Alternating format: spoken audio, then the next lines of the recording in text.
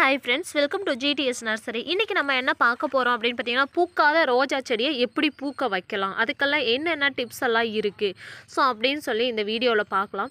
அதுக்கு முன்னாடி சப்ஸ்கிரைப் பண்ணாமல் இருந்தீங்கன்னா மறக்காமல் சப்ஸ்கிரைப் பண்ணிக்கோங்க. இனிமேல் பார்த்தீங்கன்னா உங்களுக்கு ரெகுலராக வீடியோஸ் வந்துகிட்டே இருக்கும். ஸோ பிளான்ஸ் எப்படி மெயின்டைன் பண்ணணும் அப்படிங்கிற வீடியோவும் ரெகுலராக ஒரு வீடியோ வரும். அடுத்தது பார்த்தீங்கன்னா உங்களுக்கு பிளான்ஸ் என்னென்ன ஸ்டாக் அவைலபிள் இருக்குது அப்படின்னு சொல்லி டெய்லியுமே வந்து உங்களுக்கு நான் வீடியோ போடலான்னு இருக்கேன்.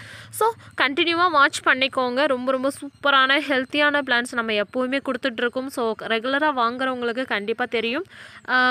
இப்போ பார்த்தீங்கன்னா இந்த ஏன் செடியில் பூக்கள் பூக்க மாட்டேங்குது, அது பாட்டுக்கு வளர்ந்துட்டே போகுது அப்படிங்கிறத பார்க்கலாம். அதுக்கப்புறம் நம்ம என்னென்ன ஃபெர்டிலைசர்ஸ்லாம் கொடுக்கணும், ஸோ அதை எப்படி மெயின்டைன் பண்ணணும், எத்தனை நாளைக்கு ஒரு வாட்டி நம்ம வந்து உரங்கள் கொடுக்கணும், எந்த மாதிரியான உரங்கள் கொடுக்கலாம், தண்ணி எப்படி கொடுக்கணும் அப்படிங்கிறது எல்லாமே ஒன் பை ஒன்னாக இந்த வீடியோவில் நம்ம பார்க்க போகிறோம்.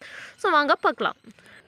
ஃபஸ்ட்டு பார்த்திங்கன்னா நம்ம வந்து ரீபாட் பண்ணிடணும். அப்படின்னா ஒரு 1 மந்த்துக்கு வந்து நம்ம எந்த ஒரு உரங்களும் கொடுக்க தேவையில்லை. ஏன்னா ரீபாட் பண்ணும்போதே வந்து கொக்கோபீட், மண்புழு உரம், மாட்டு தொழு உரம், சாயில் மிக்ஸ் பண்ணி தான் வந்து நம்ம ரீபாட் பண்ணணும். அப்போ தான் வந்து பிளான்ட்ஸ் ரொம்ப ஹெல்த்தியாக இருக்கும். ஏன்னா பார்த்திங்கன்னா ஒரு பாட்டில் நம்ம ரீபாட் பண்ணோம் அப்படின்னா 1 or 2 இயர்ஸ் வந்து நம்ம வந்து மறுபடியும் ரீபாட் பண்ண மாட்டோம். அதனால் பார்த்திங்கன்னா ஃபஸ்ட்டு நீங்கள் ரீபாட் பண்ணும்போது சாயில் மிக்ஸ், அதாவது ரெட் சாயில், கொக்கோபீட், மண்புழு உரம் எல்லாமே மிக்ஸ் பண்ணி நீங்கள் வந்து ஒரு சாயில் மிக்ஸ் ரெடி பண்ணி வச்சுட்டு அதுக்கப்புறம் பார்த்தீங்கன்னா ஒரு 2 days 3 days அது நல்லா மிக்ஸ் பண்ணி வச்சுருந்து அதுக்கப்புறம் ரீபாட் பண்ணிக்கோங்க. ஓகேங்களா?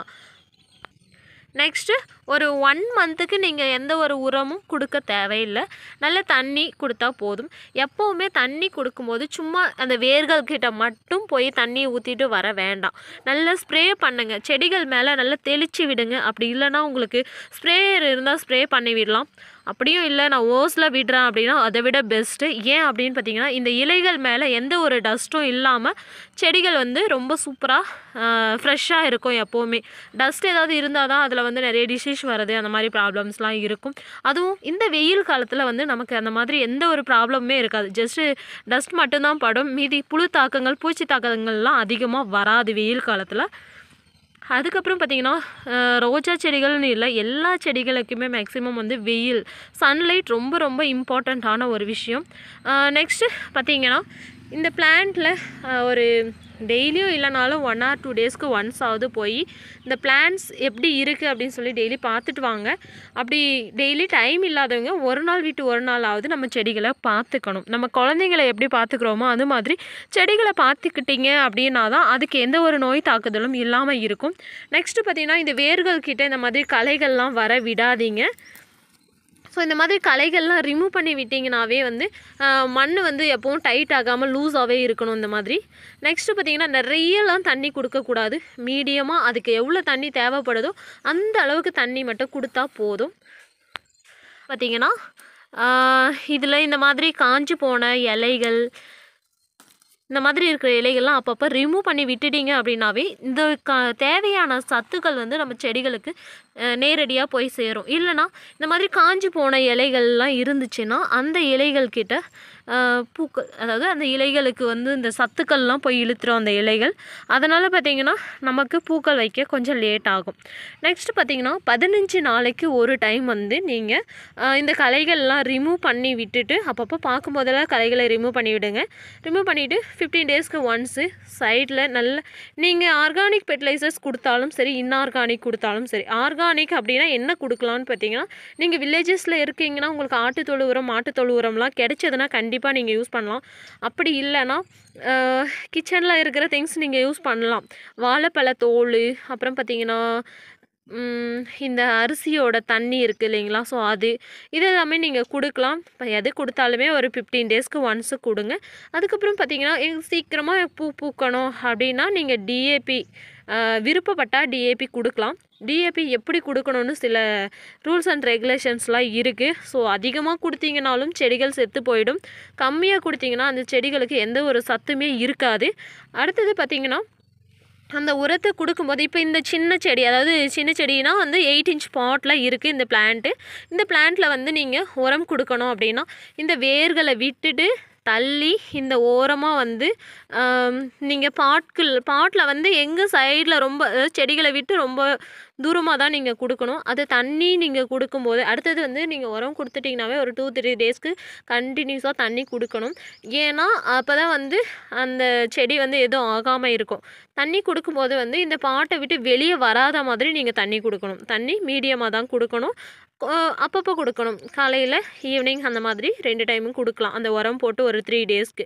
அதுக்கப்புறம் பார்த்திங்கன்னா அந்த உரம் கரைய ஆரம்பிச்சிடும். அப்படி இல்லைனா தண்ணியில் கரைச்சி கொடுத்தீங்க அப்படின்னா தண்ணியில் நைட்டு ஊற வச்சுட்டு அடுத்த நாள் ஈவினிங் நீங்கள் கொடுக்குறீங்கன்னா அது இன்னும் சூப்பராக ரிசல்ட் கொடுக்கும். சீக்கிரமாக ரிசல்ட் கொடுக்கும். ஆனால் வந்து அளவாக நீங்கள் கொடுக்குற மாதிரி இருக்கும்.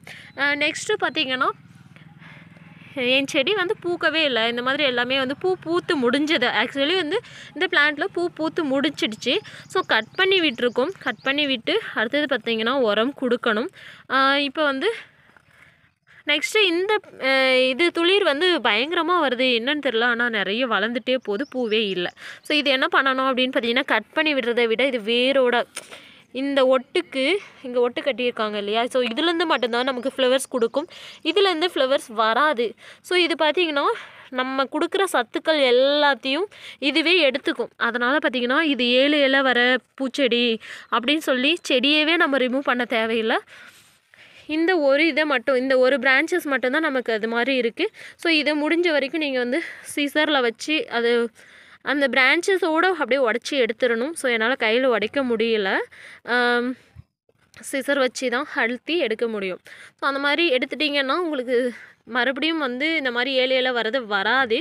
ஸோ ஆனால் எல்லா பிளான்ட்லேயுமே மேக்ஸிமம் வந்து அந்த 7 இலை வரது வரும். நம்ம அப்பப்போ ரிமூவ் பண்ணி விட்டுறணும்.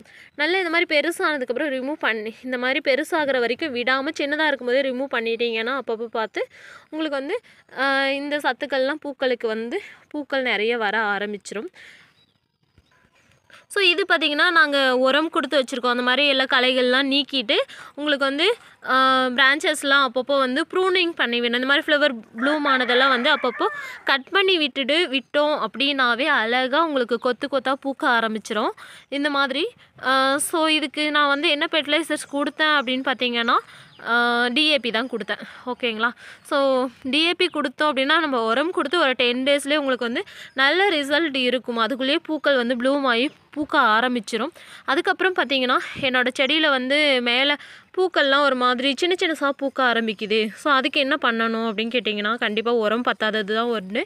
அடுத்தது பார்த்திங்கன்னா புழு தாக்கங்கள் ஏதாவது வருது அப்படின்னு கேட்டிங்கன்னா அதுக்கு என்ன பண்ணணும்னா வேப்ப எண்ணெய் ஒரு 10 ml 1 லிட்டர் தண்ணியில் மிக்ஸ் பண்ணி அது கூட கொஞ்சமாக ஷாம்பு மிக்ஸ் பண்ணி நம்ம வந்து இலைகள் மேலே ஸ்ப்ரே பண்ணி விட்டோம் அப்படின்னா எந்த ஒரு பூச்சி தாக்குதலும் வராது.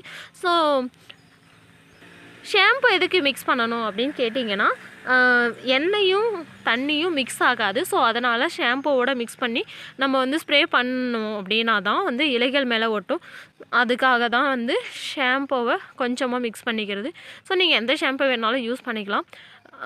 இந்த மாதிரி நீங்கள் வந்து மெயின்டைன் பண்ணிகிட்டு இருந்தீங்க அப்படின்னா உங்களோட பிளான்ட்ஸும் வந்து நல்ல ஹெல்த்தியாக ரொம்ப லீவ்ஸ் எல்லாம் வந்து க்ரீனிஷாக நல்ல துளிர்கள் வர மாதிரி எப்போவுமே வந்து துளிர்களோட உங்களுக்கு பிளான்ட்ஸ் ரொம்ப ஹெல்த்தியாக இருக்கும். ஸோ அதுவும் வெயில் காலத்தில் அப்படின்னு கேட்டிங்கன்னா உங்களுக்கு மேக்ஸிமம் எந்த டிசீஸும் வராது.